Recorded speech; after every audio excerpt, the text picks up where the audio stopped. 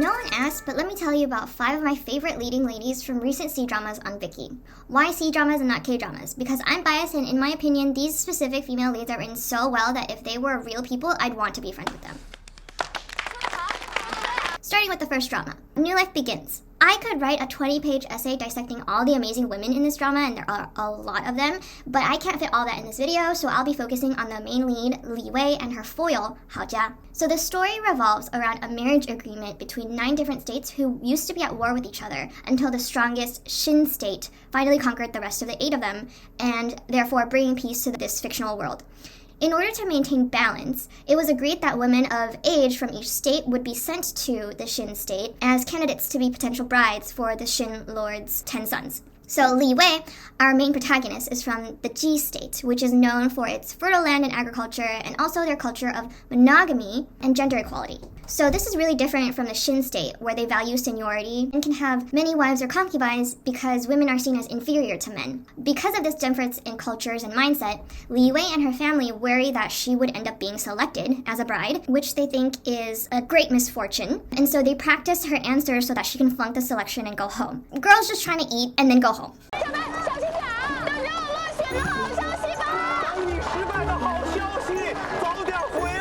As she goes through security to enter the palace, she gets in trouble for trying to smuggle food in, but her childhood friend from the Yan state, Hao Jia, comes in to her rescue. And we find out through conversation that because of Hao Jia's upbringing as a concubine's daughter, she views marriage and love as a career, a job.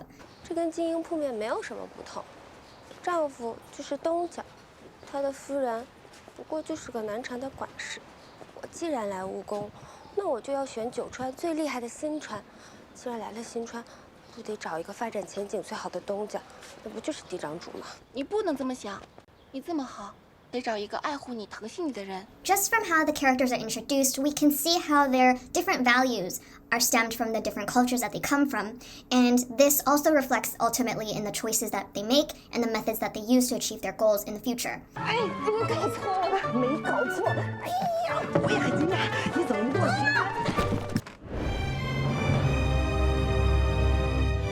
只能做我的妾室，你可有不甘啊？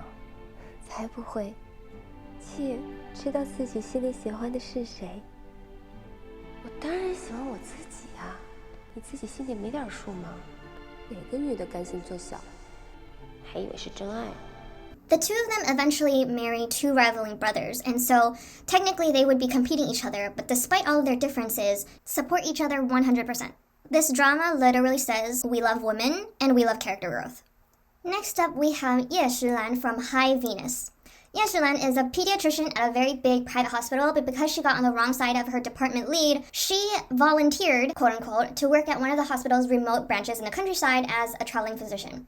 She meets the male lead, Lu Zhaoxi, on a stormy night while looking for a lamb that she thought he was trying to steal. Turns out he happens to be the new president of the hospital that she used to work at. So after misunderstandings get resolved, he helps her return to the hospital, and they slowly become friends and then of course develop feelings for each other, but their relationship gets tested because of their different family backgrounds and obviously their 2 different roles within the hospital. Yes, this is your Cinderella story, but contrary to most Cinderella stories, the difference with Ye Shilan is that she's extremely conscious about their difference in financial power, but at the same time, doesn't let that stop her from living her life. She continues to do her best at her job, even if that means needing to play politics and socialize with coworkers that she doesn't really like. How real is that? She loves her job, and she realistically needs this job to continue making a living. She needs money, but she's also fully capable of making her own money. When the male lead takes the reins and tries to help her solve her problems at work, she literally puts him in his place. 我要面临很多现实的问题，我要继续留在医院做我的儿科医生，因为我想让我妈妈少为我操一些心。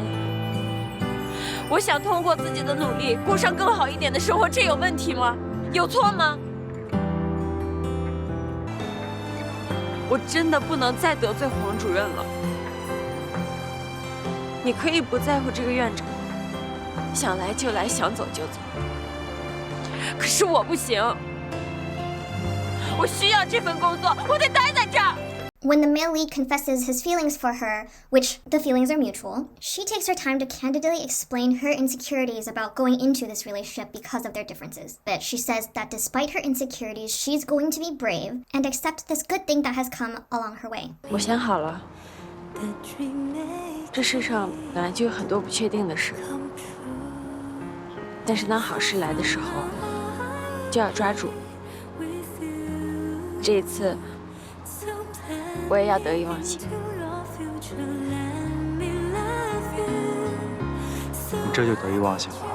We love a self-respecting queen that is self-aware and also isn't afraid to accept her blessings. This next one is also a modern drama, and it's about Xu Hongdou in Meet Yourself. Something I've been seeing a lot more in Asian dramas is definitely the conversation of mental health. Xu Hongdou goes through an existential crisis when she finds out that her best friend has stage 4 cancer and passes away very soon after. It was especially hard for her to accept because the two of them technically both lived in Beijing, but they were so often busy working, they only saw each other once or twice a year. They were mindlessly grinding to reach a goal that society said that they should strive for. 我本想吃，想喝，想玩的，还没来得及的，就剩你去替我吃、替我喝、替我玩了。但我跟你说啊，一定要多出去，跟人敞开心扉，多交些朋友。毕竟。 总得要有人能替补我的位置，是不是？ Her friend's passing was a huge wake-up call for her to reevaluate what she really wanted. After having a panic attack at work, she decides that she doesn't want to be a cog in the machine anymore, so she quits her hotel manager job and goes to Yunnan with no plans. She had promised her best friend that they would go to vacation. They never did, and so now she was going to make good on that. Throughout her 3-month stay in a small village, Xu Hongdou meets and eventually befriends the other tenants in the homestay that she stays at. Just like her, each of them had their own struggles that they were trying to escape, which led them all to the same place. Just like she promised her friend, she eats all of her meals properly and goes out to sea and do things that she never had time to do before, and in the process comes to fall in love with the small town and the people in it. Not only does she find new romance, she finds new purpose. It is this community that she found and genuinely contributes to that heals and renews her. While fulfilling the assignment her best friend gave her, she finds her own definition of happiness. The last one is Chu Chu in the Imperial Coroner. Set in the Tang Dynasty, our main character Chu Chu comes from a family of coroners and grew up hearing stories of a famous judge who would solve even the most peculiar deaths and restores justice for the dead by seeking the truth. So following the footsteps of her idol, she mastered her family trade and made her way to the capital in hopes that she could finally become an officially licensed coroner and meet her hero. 终于到长安了，我一定能考上我做的一面判官，你就等着我吧。 So, because she's a woman, because she's a coroner, she's like doubly scrutinized, and this occupation was heavily stigmatized during this time, but none of that stops her from pursuing this dream career that she has. Because she's extremely skilled at her trade and mastered it, and she has objective curiosity for finding the truth, and passion and respect for her job, she proves herself to be a key addition to the Court of Judicial Review, which is kind of like, I don't know, CIA equivalent. 死者男，年30有余，身高约5尺，尸体肉色焦黑。 肢体全躯，死于大概半月前。 She earns the respect of the people around her despite all of these factors that go against her. 您想啊，这要是换作是您，您愿意睡仵作睡过的床，用仵作用过的碗筷吗？我愿意。 She's such a wholesome character because the whole time she's just genuinely trying to do her work and just very serious about her work, and it's hilarious because she's just looking at dead bodies all day. So to sum up, these female characters are super realistic because they have flaws and they still struggle, but that's what's badass about them. When they're faced with adversity, they are so optimistic and kind, and they work for what they believe in. They know who they are, and they won't let anyone else tell them otherwise. We love women. Happy Women's History Month.